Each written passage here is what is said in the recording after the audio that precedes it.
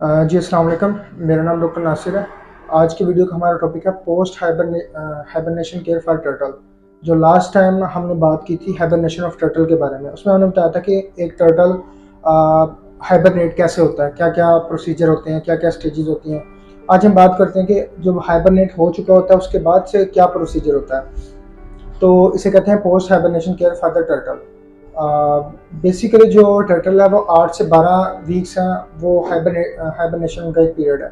अब जो मार्च आ चुका है, मार्च एक ऐसा पीरियड है जिसके अंदर जो भी हाइबरनेशन कर रहे होते हैं टर्टल, उनको वेकअप करवाना होता है। तो आज हम बात करेंगे कि हम कैसे कैसे उसको वेकअप करवा सकते हैं। सबसे पहले आपने जो हाइबरनेटिंग जो बॉक्स है, लाइक हमने पहले बताया था कि उसको हमने फ्रीजर में रखते हैं, रेफ्रिजरेटर में रखते हैं। तो वो हमने बॉक्स निकालना है और एक ऐसे रूम में रखना है जिसका टेम्परेचर एक रूम टेम्परेचर के बराबर होता है, जो कि लाइक 20 से 25 सेंटीग्रेड होता है।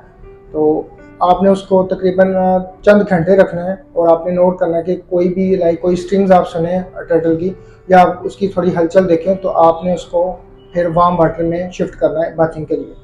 वार्म जो वाटर है उसमें बाथिंग का ये मकसद होता है कि जो लाइक टर्टल होते हैं वो रिहाइड्रेट कर जाएँ और पानी ड्रिंक करें। तो बेसिकली जो हम वार्म वाटर में उसको शिफ्ट करने से पहले उसको हेड टू टेल मेजर करेंगे, लाइक सब सारी उसकी एग्जामिनेशन करेंगे, आइज़ को एग्जामिनेशन करेंगे, नोज़ को करेंगे, माउथ को करेंगे, टेल को करेंगे, लाइक उसमें किसी चीज़ का डिस्चार्ज तो नहीं है।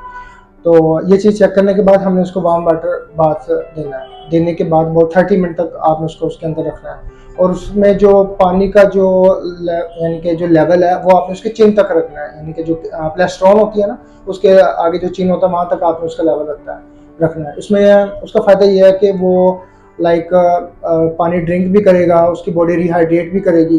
तो लाइक हाइबरनेशन के बाद ये रिहाइड्रेशन सबसे बड़ी नेसेसिटी होती है। उसमें ये होता है कि लाइक वो फीसिस को भी पास करवाता है पानी और उसको यूरिनेशन भी करवाता है। यूरिनेशन बहुत ज़रूरी है क्योंकि उसके ब्लैडर में जो टॉक्सिन वगैरह बन रहे होते हैं 3 मंथ से होते हैं, वो भी सारे पास आउट हो जाते हैं। और ये आपने 2 दफ़ा बाद देना है पर डे। उसके बाद अगर आपका जो है लाइक टर्टल लाइक बात देने के बाद भी अगर वो लाइक यूरिन पास नहीं कर रहा है, फीसिस पास नहीं कर रहा है, तो ये एक इल हेल्थ के साइन होते हैं जो कि आपको अपने वेट को दिखाना होगा। वो वेट फिर उसकी चेक करेगा, रिहाइड्रेशन स्टेटस चेक करेगा और उसका मुकम्मल एग्जामिन करेगा क्या इसको इशू है। उसके बाद लाइक जब आपने बात दिया, बात देने के बाद आपने उसको टॉर्टाइज वेरियम में रखना होता है। अगर आपके पास वेरियम नहीं है तो आप उसको लाइक कोई ऐसी प्लेस पे रखें जहाँ पे उसका टेम्परेचर मेंटेन करना है आपने एक लैंप के ज़रिए।